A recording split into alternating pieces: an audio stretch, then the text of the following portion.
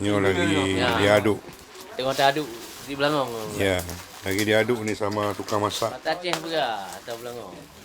Kita karena ini seluruh internasional. Oh, Ni kita akan sebabkan sampai ke Malaysia ni. Bukan untuk Aceh saja, internasional. Belangong. Ada berapa ngaduk ni, ngaduk pun. Ya.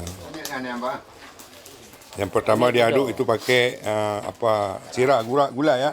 Garam. Garam. Garam habis tu diaduk-aduk, habis tu pakai unelu. Kalau di orang bilang Kelapa gongseng. kelapa gonseng, orang Jawa bilang kelapa gonseng. Ini ada orang Bandung nih. Nih dah jadi orang Aceh tok. Jadi orang Aceh. Ini asli dari Bandung. Bandung di mana, Mas? Cimahi. Cimahi. Kadik Cimahi. Ini orang Aceh. Aduk unel. Ini lewat Mahi, mahal. Ni orang zaman dahulu kala.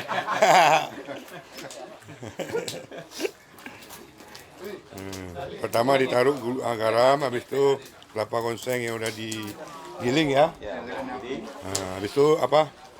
Ketumbar. Baru ditaruh semua bumbu-bumbu diaduk merata hingga ditambah air baru dimasak. Airnya nggak terlalu banyak dulu, nanti baru tambah.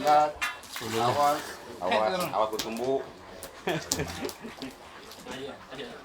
Babi. Okey, tinggal hidupin api. Tunggu masak.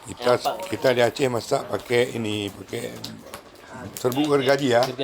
Serbuk gergaji.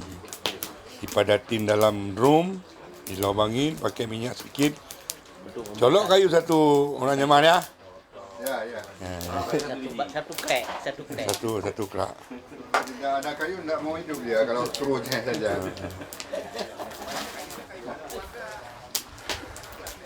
Ini kan beribu putar mana dia. Lemuk dengan alih kat tipu hebel tu. Dah mompeng. Banyak ni. Dah masuk uang sikit. Ya kamu. Mawat kau main ni, main dah mompeng kau. YouTube kah? Ya tengok punya lu dah menjadi orang macut. Kata kau mana kan? Hanya kau dah mula. Di sana. Nampak memang batang nak. Nampak tak? Nak boleh guna.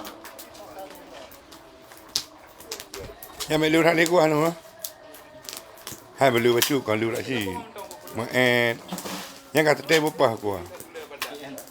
Apa kau ini?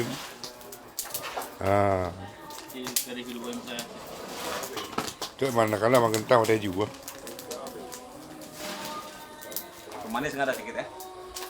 Ini benar aku. Ada. Ini nama tu. Ada. Ane pakai ni tu. Ane pakai ya. Ada.